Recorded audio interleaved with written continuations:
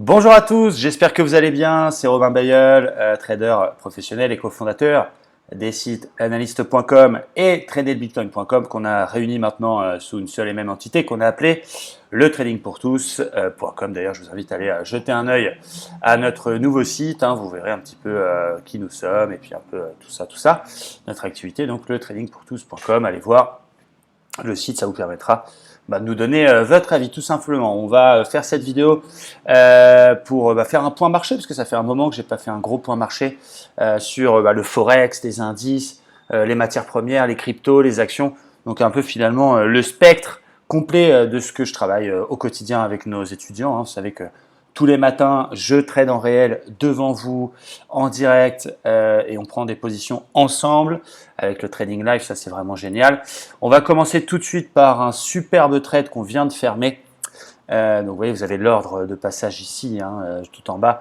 Le GBP Yen. Donc, j'ai pris 540 pips exactement, même un petit peu plus sur le GBP Yen. C'est énorme, 540 pips. Je crois que c'est mon plus gros trade forex fait sur une paire normale, parce qu'il y a des gens qui vont travailler des paires exotiques qui vont faire 600 pips, mais c'est des paires qui prennent 100 pips quand l'euro-dollar prend 10 pips. Moi, je vous parle de paires majeures comme le GBP Yen. Plus de 500 points là-dessus, c'est énorme. Donc, on l'a acheté à 142,38 et on l'a vendu à 147,80 pour ceux qui veulent les détails exactement. Et pourquoi j'ai fait ça? Parce qu'on avait justement ce que je vous ai appris dans l'une de mes vidéos précédentes, une magnifique vague de Wolf, W-O-L-F-E, rien à voir avec le loup, donc avec 3 points alignés et un super point 5 qui dégueule et réintègre, et un point 2 et un point 4 uniquement, avec un point 4 entre le point 1 et le point 2. Donc on a acheté la réintégration dans la vague de Wolf, et on a coupé ce matin sur la moyenne mobile 200 jours. Peut-être que ça va aller un petit peu plus loin, parce que l'objectif théorique, c'est de relier les points et le point 4, ce qui nous donne un objectif théorique, pourquoi pas. Mais sur un élément technique comme la moyenne mobile 200 et la résistance qu'on peut tracer ici, alors on peut prendre les corps, les mèches, peu importe. Si on prend les corps, c'est en train de passer. Si on prend les mèches, je crois que, si je dis pas de bêtises, on est dessus. Voilà, bon, peu importe. On a une grosse résistance, donc voilà, j'ai pris mes bénéfices, j'ai fait prendre leurs bénéfices à mes abonnés, et ça, c'est un super trade. Donc moi, j'ai pris un peu plus de 2200 €, je crois, là-dessus. Ça fait du bien, et c'est du travail notamment théorique, mais surtout de la patience, puisque c'est un trade qu'on a ouvert le 14 août. Donc vous voyez, le Forex, par exemple, je le travaille en journalier, je fais du swing, on a des stops un peu larges, on essaie d'avoir des ratios au moins de 1,5 voire de 2, on laisse prendre la mayonnaise, il n'y a pas de stress, il n'y a pas besoin absolument de tac, tac, tac, tac, faire des super allers-retours. Je vais vous faire un tour complet de toutes mes positions en cours, comme ça au moins vous saurez absolument tout avec transparence. Là par exemple, je suis sur l'euro-dollar. Si vous suivez mes vidéos, ça fait un moment que j'y suis, je l'ai acheté début septembre. On a une épaule tête-épaule inversée qui s'est formée, on a cassé une résistance oblique, on a une zone support 1,15 qui est là. Donc pour l'instant, je garde mon plan, je ne fais pas énormément de choses. On fait 80 points, je crois, là-dessus, 80 pips, ce qui est déjà très très bien. Vous allez me dire, mais voilà, je pense qu'on peut aller bien plus haut. Moi, mon objectif, c'est la MM200. On est en short également sur l'euro GBP, comme vous pouvez le voir. On a shorté une zone 0,90 qui me paraissait zone de résistance, et surtout la cassure et réintégration m'a intéressé. Comme vous pouvez le voir ici, cassure, réintégration, pullback dans zone. Et on a vendu à ce moment-là avec un stop qui me faisait perdre 0,7% du capital initial en début d'année. On laisse courir la position. On a TP1 qui est à peu près au niveau de la moyenne mobile 200. Je sortirai la moitié sur ce TP1 et je laisserai courir le reste jusqu'au bas de range. C'est très important qu'au TP1, vous remettiez votre stop au point d'entrée pour ne plus perdre. USDK, on n'a pas. Ah oui, on a une position perdante là pour le coup. Donc vous voyez, je vous montre vraiment tout, parce que c'est important de ne pas participer à cette grande mascarade du trading 100% gagnant. Ça m'arrive de perdre aussi des trades. Là, je perds 154 €. J'ai acheté un USD4 parce qu'on est en tendance haussière plutôt majeure dans ce gros canal que vous pouvez voir en pointillé. Et on avait un petit canal baissier de consolidation qui a été cassé par le haut, pullback.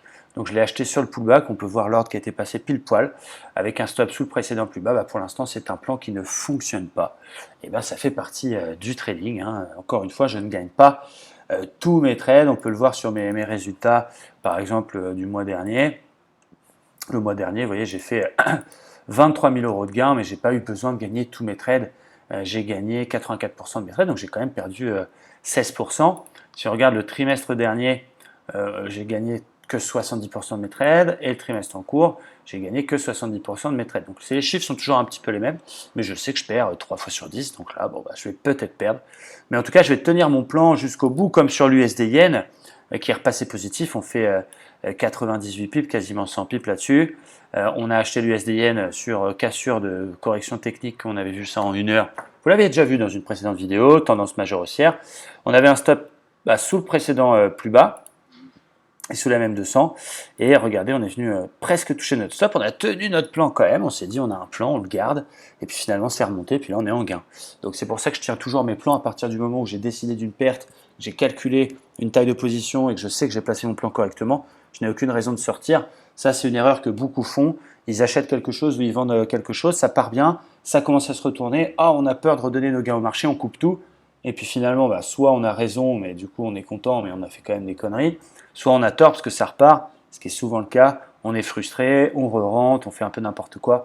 Donc la meilleure façon d'avoir des émotions qui sont propres, claires et nettes, c'est de tenir vos plans. NZD-USD, on n'a pas trop de position là-dessus, j'attends clairement. Je vous fais la même revue de marché que ce que je fais le matin avec mes abonnés pour vous expliquer comment on travaille. Sur la NZD-USD, vous voyez, on a un gros support en place depuis l'an 2000 qui passe par tous les points bas mensuels. Donc évidemment, là pour l'instant, je ne vais pas acheter de suite, même si on est dans un biseau descendant qui a l'air de vouloir être cassé par le haut. J'attends une éventuelle arrivée dans ces supports. Et si un jour je vois 0,63 sur la NZD-USD, je n'hésiterai pas à l'acheter. Chez BP-USD, on a une petite épaule, tête-épaule inversée aussi là-dessus, mais c'est un peu léger. Je vous montre un peu tout ce qu'on a. GBP Yen, ok. Donc ça c'est le trade qu'on a coupé sur la vague de Wolf. AUD-CAD, on n'est pas en position, on attend. AUD-USD, ouais, je passe en revue un petit peu tout. Voilà, NZD Yen, on a acheté aussi le support ici, hebdomadaire. Ouais, c'est en niveau, je me permets de dire que c'est niveau CP d'analyse technique, savoir faire un support. On a acheté donc le NZD Yen là-dessus. Et là, on fait 131 pips, ce qui est vraiment bien. Avec un W en plus qui est en formation, un double bottom, qui en cas de cassure pourrait envoyer l'USD Yen vers notre TP2, qui est la zone ici, 77,36. Voilà, après Euro-Yen, on n'a pas de position. On surveillera la réaction de l'Euro-Yen dans ce haut de range ici. Pour tenter un short reverse, donc pour aller chercher le bas de range à son tour. USD CHF, il y a une belle divergence haussière qui s'est mise en place sur 50% de Fibonacci de la hausse précédente, donc je pense que je vais tenter un achat là-dessus. On va attendre quand même que la divergence se valide, mais voilà, avec un stop assez court, peut-être sous le palier précédent des 61,8, en visant un retour dans le haut de range, donc ce qui me donne largement un ratio de 1,5. Donc là, c'est l'opportunité du moment. Je vous invite à surveiller l'USD CHF, divergence haussière dans zone 50% de Fibonacci de la vague haussière précédente. Euro NZD, pareil, j'attends un petit peu. Vous voyez, on a une zone de résistance ici. Donc j'attends un avalement ou quelque chose comme ça dans la zone pour éventuellement le shorter.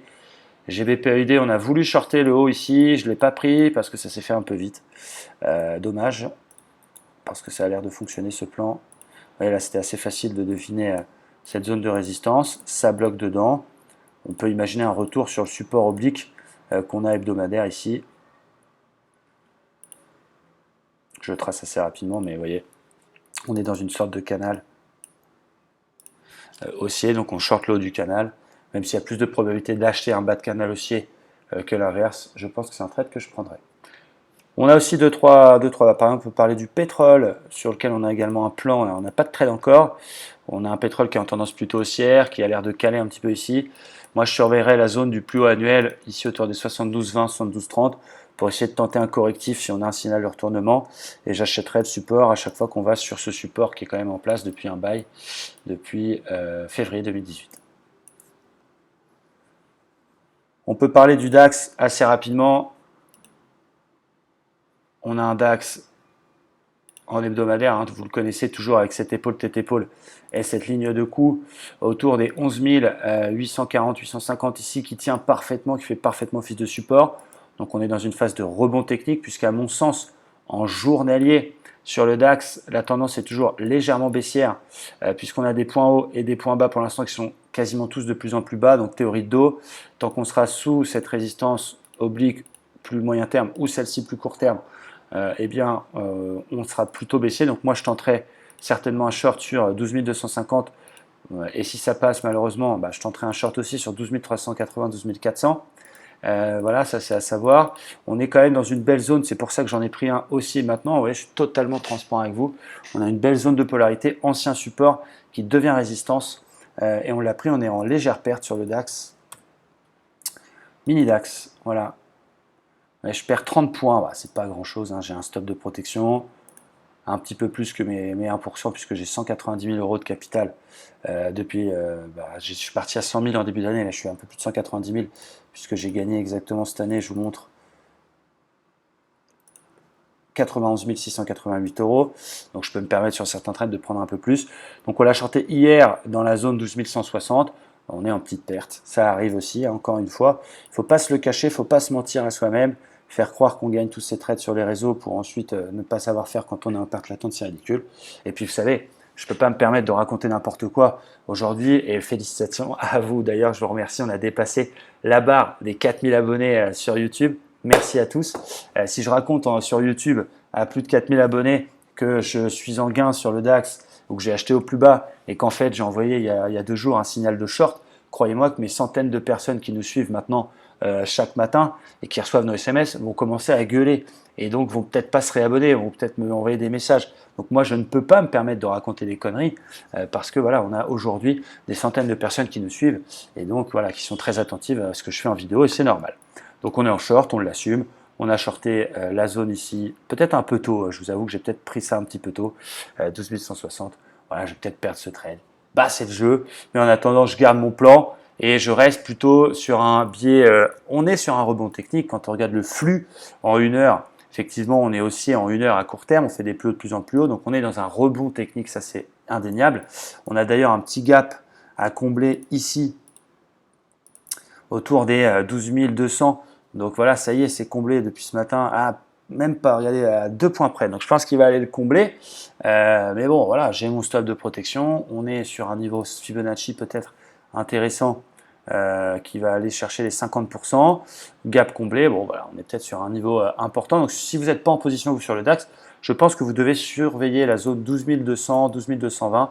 Et au premier signal de retournement, type avalement 15 minutes, type divergence, type harami, etc. Eh bien, à ce moment-là, vous pourrez shorter, je pense, le DAX avec un stop un petit peu large, peut-être d'une centaine de points, en visant 50% de la remontée puis l'intégralité du mouvement.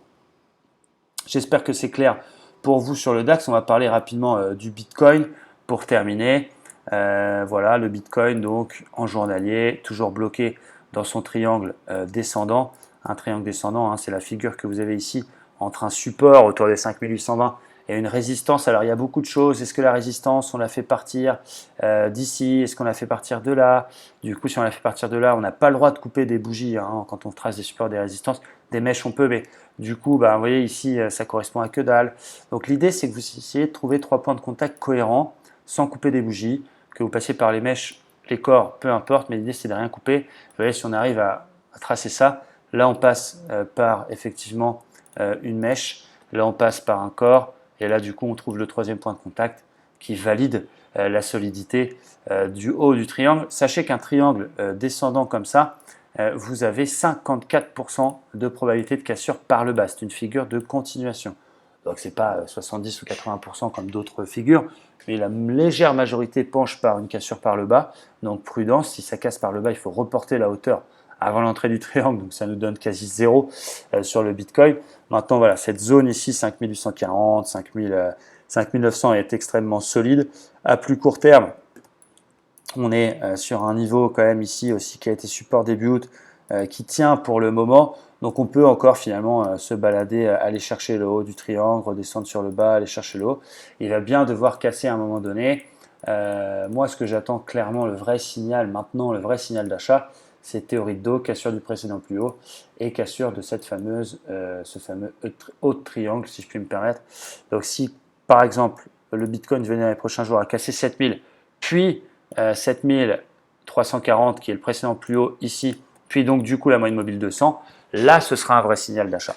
Là ce sera un vrai signal d'achat. Là pour l'instant, il n'y a absolument rien à faire à part attendre. Pour ceux qui, comme moi, ont du Bitcoin, ont d'autres crypto-monnaies.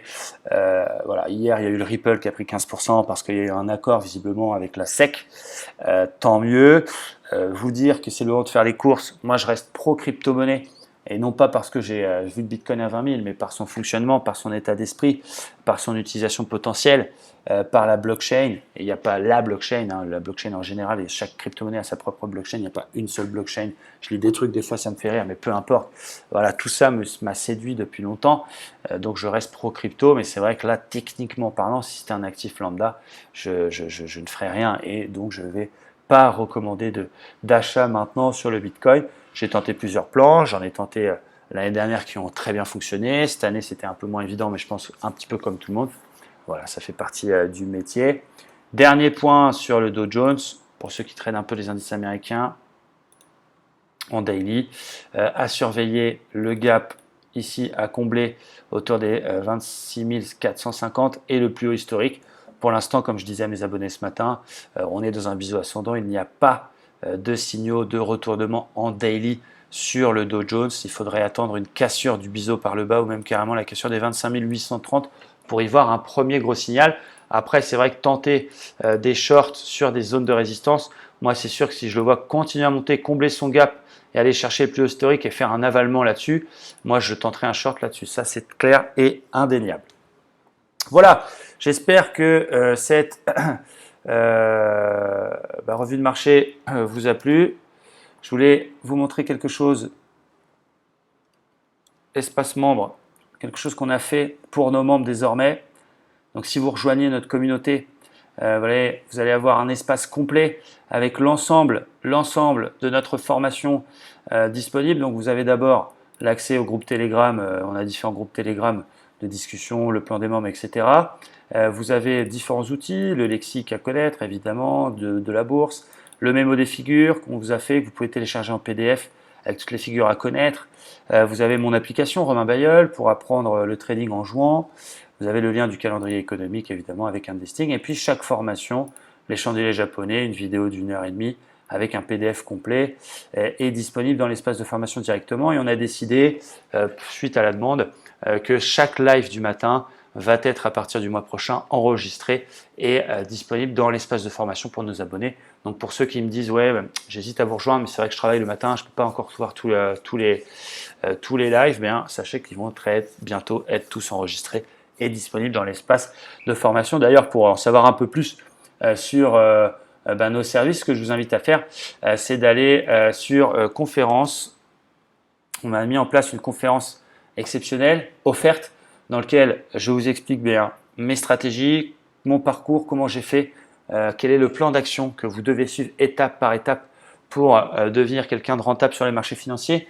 Évidemment, ça ne marche pas en un mois, ça ne marche pas en 3 mois. Je ne fais pas partie de ceux qui vous promettent de devenir le meilleur trader du monde simplement en regardant un PDF. C'est beaucoup d'expérience, c'est un gros travail sur votre psychologie, vos émotions. Mais quand je vois certains qui se lancent tout seuls sur les marchés en regardant 3-4 contenus gratuits qui sont bien pour s'initier, mais qui pensent qu'avec 3 vidéos gratuites, ils vont pouvoir gagner de l'argent en bourse dans la durée, eh bien sachez que vous vous battez contre des fonds d'investissement, contre des robots, contre des professionnels qui ont des milliards d'euros de capital.